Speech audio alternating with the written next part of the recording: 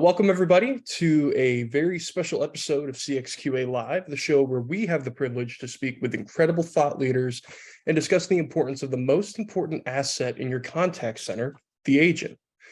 Our friend Rob Connolly is out for this episode, so now I have the honor to host today's episode. And for those of you who don't know me yet, my name is Jakob with a K. I usually moderate these sessions, but I got to tell you, I am so glad to be able to host the episode today.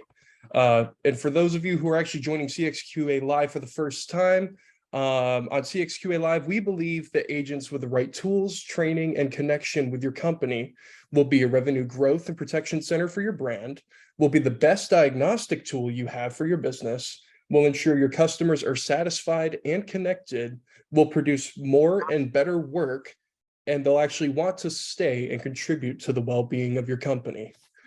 So today I'm actually joined with RemX's own Kory Kostecka. Thanks for coming today, Kory. Really appreciate having you here on the show. Yeah, thanks, Jacob. I'm honored to be invited back. I watch all of your guys' shows every Tuesday. Huge fan of the series, and thank you again. I really appreciate it. Yeah, absolutely, man. The pleasure's ours. So in case you didn't know, we are also recording the session for Quality Assurance, which is of course, our podcast recorded for Quality Assurance. And all of the content that we discuss will be posted a week after from today's airing on our blog. So you can absolutely go out to Vistio's blog and check out the recorded session for any reason. If you want to share it with your friends, family, or if you just want to relive this experience, it's right there for you.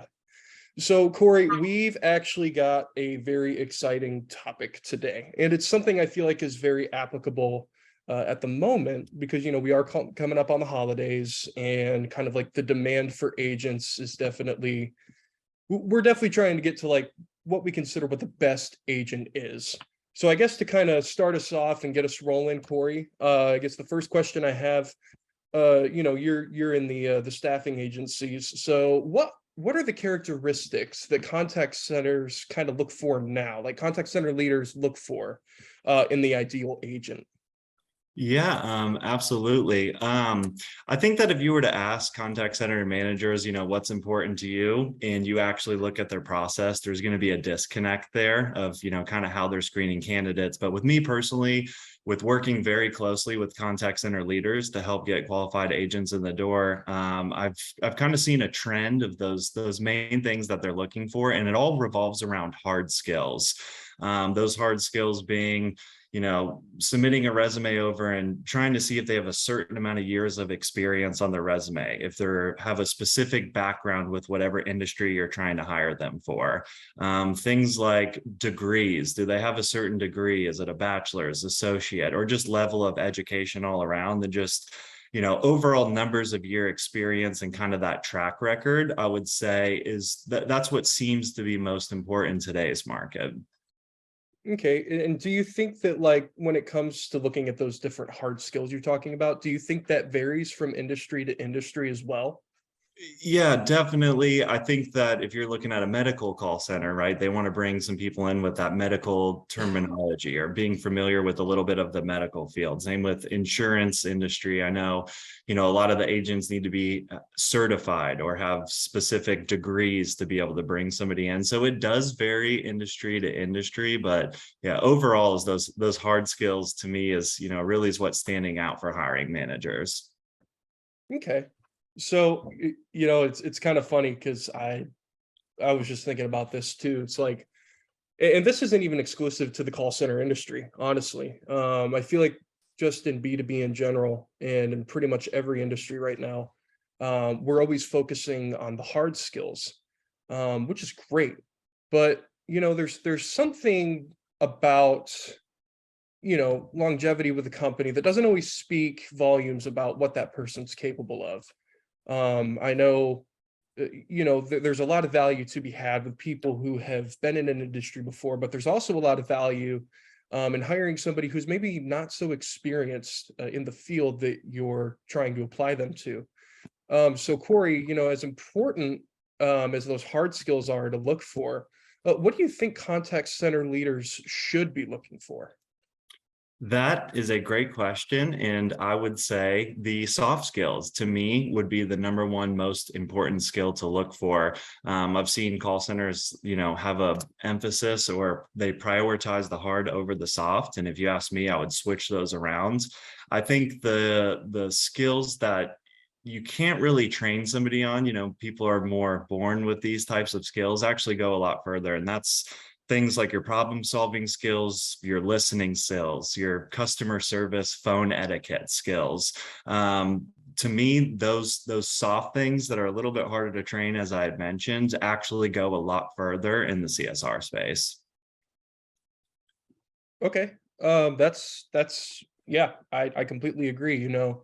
I think it's high time that, especially in the call center space, people always want to have interactions with people. There's a lot of tech, there's a lot of AI out there right now, and there's actually a lot of concern too that eventually the AI is just going to overtake some of these customer facing jobs, and that can be more true in the customer experience industry. I know, I follow CX Accelerator. It's a great Slack community online. Quick little plug for them. Anybody who's in the CX industry, definitely check out CX Accelerator. There's a lot of great people that are part of that community, but I digress. We actually talked about, I believe it was Forrester just put out a study talking about like the fate of CX with all this new tech that's coming out. And it's honestly, there's a lot of doom and gloom to it, but there definitely appears to be this need. And that need is to not necessarily do away with that human to human aspect, because once we go away with that, it's we kind of lose the whole purpose of what customer experience has always been, right? We're not just people serving our customers, we're all customers serving each other. And I think being able to focus on individuals who have that ability to just have a good connect with your customer, who have a great personality. Nobody likes to call into a call center and talk to that agent who has just been like through the ringer all day and just having a rough day and then just like wants to dismiss you off the phone. But they worked in call centers for 15 years, so they know what they're doing, right? There needs to be space for us to bring on kind of like maybe new ideas and kind of incorporate more of what these greener individuals can do just with their soft skills, right? Like, do they have a good voice? I know that's something that you and I have talked about as well. And kind of tell me, Kory, speaking about voice, obviously in the call center, it's important. And, it's not just always a phone call. You have people that man like chat bots and stuff like that, and like chat sequences. I know text is a big one. So tell me, why is it better, these greener agents with a better voice and character than some of your top performers? Why did they bring more value to the call center than those who, have that seniority and just, grind and get it done? Yeah, absolutely. And I think it comes down to your point of, you can have these AI robots or chatbots, but you can't take the human out of the contact center. And most people that are getting on the phone with customer service, they're pressing 0 a million times just to be able to speak with somebody. And there is something to be said about that human to human interaction that people really value.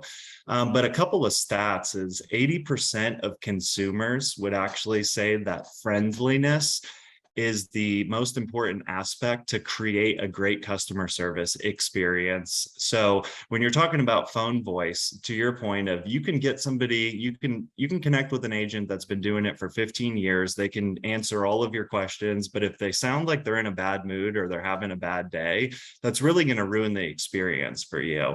With all these surveys that are coming out, people are saying, I would rather prefer somebody that just sounds like they care what I'm talking about and that they're friendly enough. And even if they can't fix the problem immediately, it's just making my overall experience as a customer calling in 10 times better. Another stat that goes with that is 97% of consumers that say that they're being listened to or feel that they're being listened to are actually going to maintain their brand's loyalty just for that one aspect. So your voice comes down to it, and your attitude of, if you sound friendly on the phone and you sound like you're truly trying to help someone with their problem, and And if you're listening to what they're saying back and you can empathize with the customer, I mean, that right there is going to help you create that great first impression, and you're going to help maintain your brand's loyal customers that you have. Also going off of that, it's just your customer service satisfaction rates. I mean, you mix those two together, that those soft skills is if you can show your problem solving, your active listening, your phone voice, that's going to give you a better the end of call survey, or your overall customer satisfaction rate is just going to go through the roof. And what I always like to think about is your customer is really the only person that can fire your CEO. And it's amazing in call centers that if you think about, your agents are really touch point one for your customers. It's the first contact for your current business that you have trying to resolve a problem. And it's also the first touch point for a lot of your new customers. And that voice that you're getting off the front end is going to create an impression that's going to be everlasting. Yeah, it's funny, and I have to laugh because it's become like a life mantra for me. A first impression is a lasting impression, and I feel like that's something that's very overlooked, especially in the CX industry. And when they talk about, well, how can we improve our CX? Like how can we provide our customers with a better experience? And it's like, well, hire more humans, because once you have people who have like empathy and people who are able to relate more to your customer, it's definitely a game changer in improving your CX. I'm in tech sales, right? And we're a solution provider, but we also recognize the fact that, you can't just throw a bunch of tech at your call center and that's just magically going to solve every problem that you have. You really have to attack the problem at its core. So if you have these agents that have been in the call center for ages and ages and have all these different strategies and are always meeting these metrics and doing this and this and this and this and this, it's great. It's wonderful. It's fantastic for the call center because you're providing them with a very efficient experience. But on the flip side, you also need those agents that have a lot of personality. They have a lot of, that stat that you said, 97% of people who experience that like friendliness up front, they'll maintain their loyalty to the brand. Like that's astounding, 97%. So that initial touch is so important. And that's why, I agree, having those soft skills, not necessarily like, you don't have to know everything, but you have to know how to hold a conversation. You have to know how to empathize with people. You have to know how to have a discussion, because that's really what brings people to your brand. They're going to trust you first. They're going to trust your agents, and then they're going to trust the brand because of who they've trusted. So, we've been talking a lot about how, the soft skills, we prioritize them over the hard skills, and that's great. But, you can't just cut your entire contact center and go out and hire everybody green that has a good voice. So, Kory, what are some of the things that contact center leaders can encourage like their top performers to do to maybe ensure that kind of high quality personal experience that the customers need now? Yeah, I think a lot of that outside of incentive pay comes down to just the culture and the environment that you're creating for your reps. In today's market with how competitive it is, if a call center agent is unhappy with the environment and feels like they're truly not making a difference, then they're just going to go find another job. And it's not hard for them to do right now. So ensuring that you just have a good environment where agents feel like they matter and the work that they're doing is important is crucial in helping those continue to rise to the top and stay at the top. Is they want to like what they do. They have to be excited about showing up for work every day. So at RemX, we actually, every year we host a Voice of the Hourly Worker survey where all of the reps that we place on assignments at our various clients, we ask them, questions of what's important to you. What shift do you prefer? What pay rate are you currently making? We ask them a whole bunch of questions, but with yours specifically, how can you encourage them to stay at the top? And my answer of creating that good environment, we found in our survey that the number one top answer for how can a company earn your loyalty other than pay, the number one answer was providing a flexible schedule. You'll see a lot about the job market reports right now talking about gig economies, and that's like the Uber schedules where you get to choose where you want to work, and people want flexibility. So how can you make your top people happy? Give them a schedule and give them the flexibility to work when they want to. So then they're going to be excited to come into work. So that was the number one answer that we got from our reps. The number two answer was offer career advancement opportunities. Something that we do at RemX is we have our life skills studio. So all of our candidates are able to go into our portal and learn some of those hard skills, get that Microsoft Suite experience, whatever different experience you're trying to get, whether it's management experience, how do I work in QuickBooks from, here to here, we can offer training just to help you advance. And I think that that's huge in today's market. When you have these reps coming in, everybody's constantly wanting to climb that ladder. No one will voluntarily say, hey, I'll take this job and I want to stay here for the next 10 years. Everyone's trying to move up. So if you can't offer those advancement opportunities, you're going to end up losing your top talent. But kind of going off of, what we were saying about bringing somebody in more green, I can say with confidence that if you take candidate A, who has the perfect resume, perfect background experience, and you take candidate B, who has the perfect phone etiquette, the perfect soft skills, they're great in their interview, but's lacking in the resume. If you give candidate B that chance, not only is that going to be a better experience for your customers with that attitude and friendliness that you bring, but that's going to be better for your center because you're going to help retain those agents if you can offer them the career advancement. So it's awesome to bring somebody in, give them that chance that they're that blank canvas, train them and give them those hard skills and help them develop those. And they're just going to be more loyal to you in return. Who doesn't want to work for a company that's helping advance their personal skills? So there's kind of two parts to this, everything that we're talking about, bringing in that greener person, not only, like I said, would that argue being better for your customer, but it's better to retain as well, because you're just going to create this loyal environment because you truly care about your reps and you're trying to improve everybody, that's on your floor. Yeah. And I mean, like that speaks to me personally too. Because before I even got into the CX and contact center space, I worked in a different industry, and it's a pretty, I don't want to say so competitive, but it's one of those industries where you kind of have to know about it. And my boss at the time actually kind of took a chance in hiring me because the only experience I'd had was waiting tables.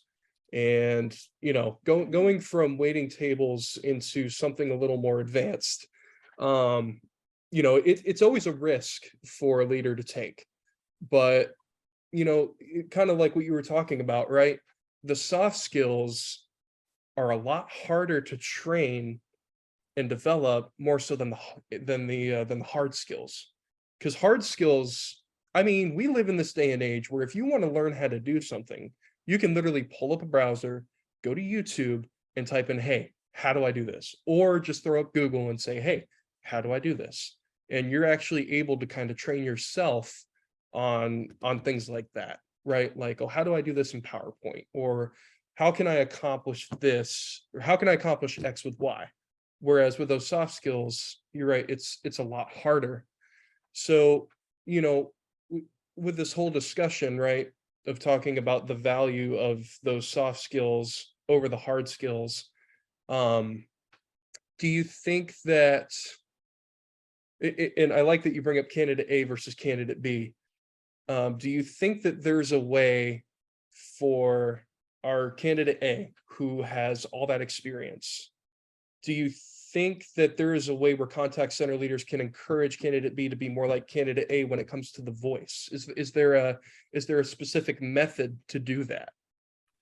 That is an extremely tough question. And if I had the answer, I think that, we would both be millionaires right now if I could come up with the best strategy and tactics to get, that skilled candidate to have more of those personal skills. But I think, the first way to look at the first thing to do is identify, what skills is somebody lacking. And you can have your coaching sessions, your training sessions, and just bringing that to the forefront of, somebody that you're trying to train and talking about it and just saying, hey, this is important. We need to work on it. Let's record some of your calls. And, right here is a time where, your attitude, I could hear you got frustrated because maybe your system you were looking at was freezing up. But, you got to be able to identify where someone is lacking to be able to bring that back up to them.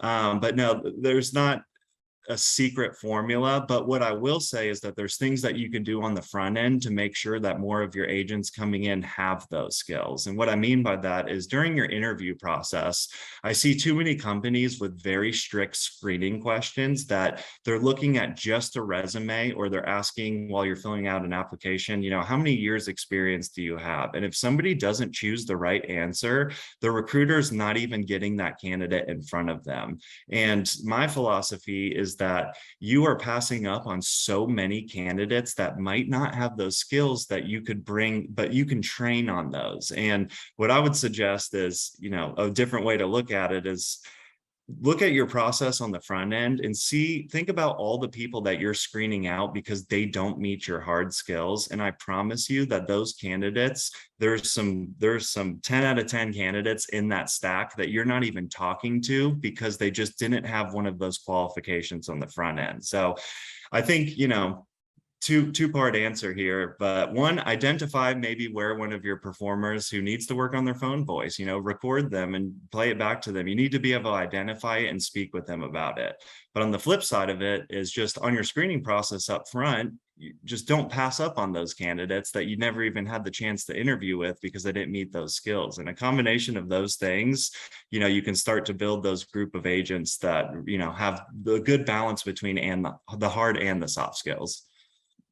Yeah, and I really like that. And one of the most important things is communication, right? And kind of having transparency in the organization as well, because you want to highlight, right, your top performers and say that, hey, they're doing a great job.